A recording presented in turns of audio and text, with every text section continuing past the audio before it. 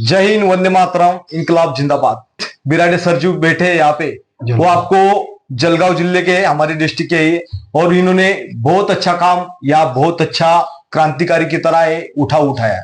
इनके पास सारी जानकारी है और सारे दस्तावेज है कि बैंक कहां से शुरू हुई थी, ईस्ट इंडिया उस टाइम से लेकर आरबीआई की सारी तमाम चीजें इनके पास, सारा प्रूफ इनके पास है। जैसे फाइनेंस पे लेते ना, फाइनेंस पे उठा लेते, ये सारी रिलेटेड बातें, ये सारा मैटर आपको जब बैंक में खड़ा करते, आपने अगर लोन लिया होगा, कर्जा लिया होगा, और आपको अगर बैंक में वहां पे जब्ती आ जाती है, बैंक में कोर्ट में खड़ा कर दिया जाता है, कोर्ट से आपको एनओसी लिखवा के लेंगे, और 6-7 महीने तक इन्होंने लोगों का एनओसी भी कोर्ट से लिया है कि ये एनओसी दीजिए, हमने जो बैंक से लोन लिया था ये अनलीगल तरीके से लिया था। बैंक से लोन लेने के बाद भी ये प्रूफ कर सकते हैं, क्योंकि और मैंने ही बताया था मेरे ऊपर 12 लाख कर्जा है। ये सारी तमाम चीजें जो बताई, तब आप मेरे घर पे आए, मैं आभार व्यक्त करता हूँ आपका।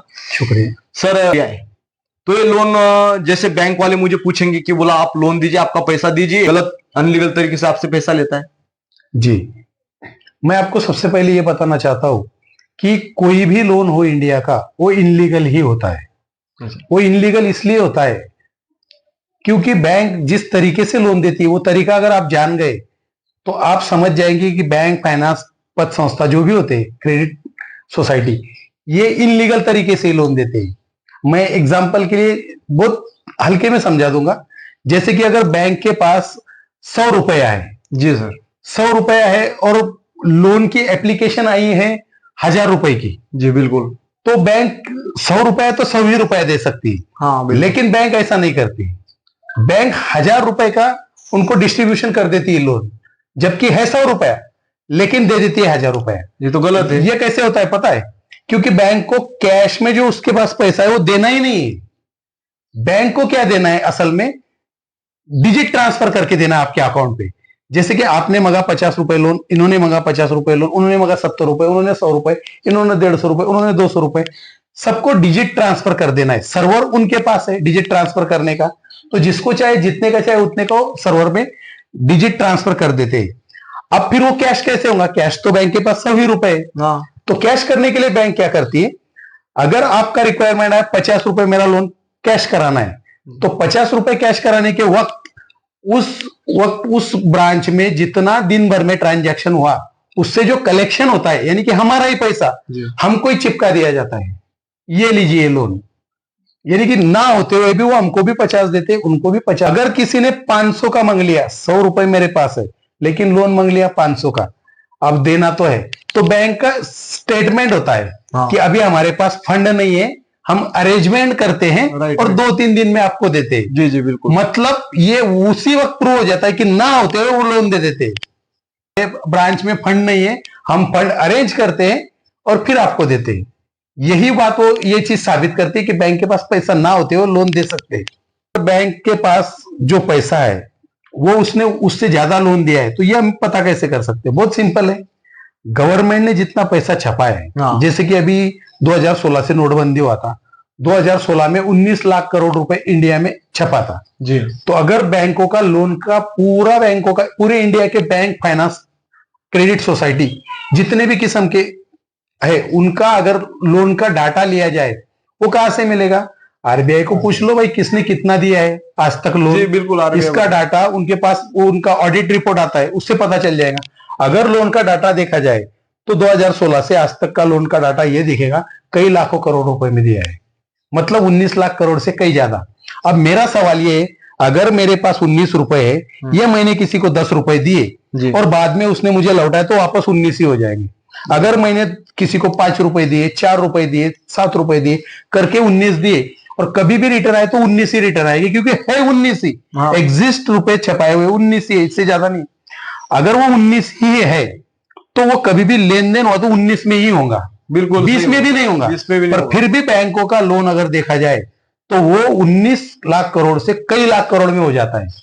कैसे पॉसिबल है? तो इससे यह साबित होता है कि बैंकों का लोन इलीगल तरीके से ही डिस्पैच होता है, सरकारी नहीं होता है। बैंक राष्ट्रीयकृत होता है, राष्ट्रीय नहीं होता है। बताते राष्ट्रीयकृत ही बताते हैं ना, कि बोला है सरकार की। जो नेशनलाइज भी हुआ ना, वो भी बैंक जो होते हैं वो गवर्नमेंट से अटैच होके काम करते हैं। जैसे कि पेमेंट देने के लिए, कुछ कामों के लिए, बस इतना ही उनका रिलेशन होता है। आज तक की पूरी लाइफ में ऐसा सुना है कि बैंक ने राष्ट्र के निर्माण के लिए कुछ स्कूल निकाले, कुछ हॉस्पिटल्स निकाले? देखिए सर, मैं इस मुहिम में 4 महीने से जुड़ा हूँ जी सर। लेकिन ये जो मेरी टीम है जी, ये टीम सर 2-3 साल से 2 साल हाँ इसमें काम कर रहे हैं। बहुत अच्छा और काम हमको कर रहे इतना भी मालूम है कि बैंक अपने भारत का है ही नहीं, जो बैंक है वो ईस्ट इंडिया कंपनी की शाखा है, इंग्लैंड की जो भी bank branch of England, branch of England यानी ईस्ट इंडिया कंपनी की ये शाखा है।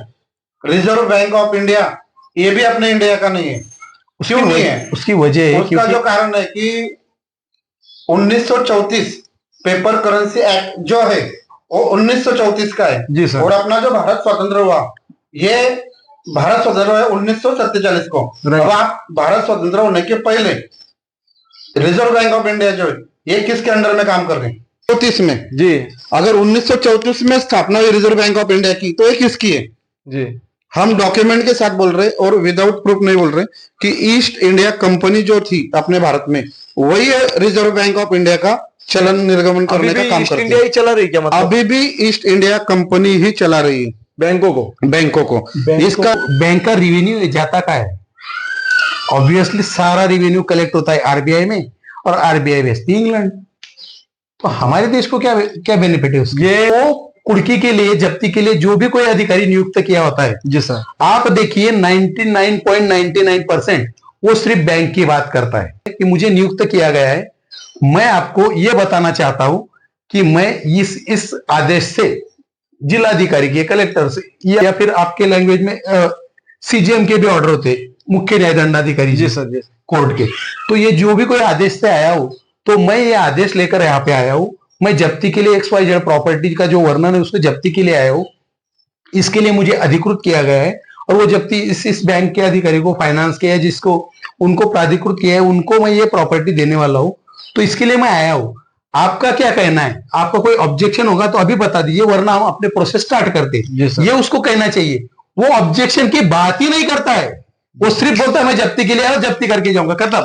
सामने वाला रिटर्न में भी ऑब्जेक्शन दे, ओरल भी दे, वो लेता ही नहीं, बोलता ये हमारे पास चलता ही नहीं, लीगल नहीं है। हाँ ऐसे ही वो बोलते क्या बात करते? नहीं नहीं, ऐसा कुछ हमारे पास चलता नहीं, आप डीआरटी जाओ, आप स्टे दिखाओ, ये दिखाओ। अच्छा, कोई जब्ती करने का आता है उसको बोलते हैं माई कार्ड दे दो, माई कार्ड भी देते हैं कुछ तो वो तो छोड़िए, जब्ती का जो प्रोसेस होता है वो सिविल प्रोसेस होता है, सिविल लॉ में आता है, दीवानी कायदे। जी सर। तो सिविल प्रोसेस का रूल्स क्या होता है? स्टेप बाय स्टेप करना। तो सिविल में ऐसा दिया गया है, सेक्शन 47 में ऐसा दिया गया है, क्योंकि उनकी नोटिस भी सिविल प्रोसेस से हमको दी जाती है कि भाई आपके घर ये तारीख को जब्ती को टीम आने वाली, पुलिस बंदोबस्त के साथ। तो उस वक्त क्या होता है कि वो सिविल प्रोसेस से नोटिस दिया जाता है, वो प्रोसेस भी सिविल होता है। जब्ती का प्रोसेस बोले तो सिविल, वो कोई क्रिमिनल प्रोसेस नहीं। सिविल प्रोसेस में, सिविल लॉ के तहत सेक्शन 47 में और 151 में ऑब्जेक्शन लिया किसी ने सपोज, तो वो ऑब्जेक्शन लीगल होता है जी। उसमें ये बोला गया है सेक्शन 47 में कि ये जो दोनों पार्टी है इनसे रिलेटेड कोई भी क्वेश्चन हो, कोई भी अगर ऑब्जेक्शन हो, तो इसका सॉल्यूशन वो जब्ती करने जो अधिकारी आया है उसने करना है जी। उसके लिए उसको दूसरे कोर्ट में जाने की जरूरत नहीं, कोई एक्स्ट्रा केस करने की जरूरत नहीं, ऐसा 47 का डेफिनेशन है। ये होने के बावजूद भी अभी यार तू लीगल आदमी, तो लीगल बात तो दोनों पार्टी की सुननी चाहिए ना। बिल्कुल सर। क्या एक ही पार्टी की सुनेगा? नहीं नहीं, मुझे आदेश दिया जब्ती करके, ऐसा नहीं होता है सर। कोर्ट से भी अगर कोई प्रॉपर्टी का आदेश है और किसी का लीगल ऑब्जेक्शन रहा तो कोर्ट के लोग भी बाकायदा रिटर्न जाते हैं, वो ऑब्जेक्शन अगर सही हुआ तो। ये तो सुनने को